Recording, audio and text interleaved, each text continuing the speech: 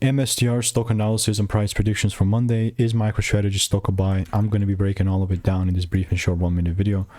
You know, I'm the only guy in this page that's done 43,000 videos over 5 years, documented what's actually working and making money. No one else come even close, so I've seen what's printing.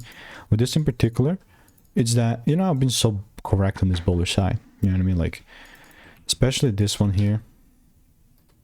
A sort of shift or confirmation. High time frame, like lower time from here, didn't get the confirmation. But, you know, the next day we just completely demolished the top here.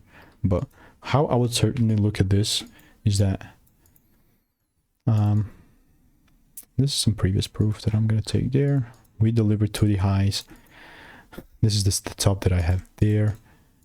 And bro, MSTR is just so sick, you know what I mean? Like 55 results is fine. All I'm looking to do is just double down on this if I could.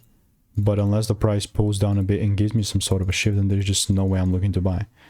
I feels like I'm kind of late, but so be it, you know? Like I'm not going to just run after it. Maybe still wait for rules to be met. If you want to stay tuned and want to get my free money making emails and insights, click the first link in the description. It's free.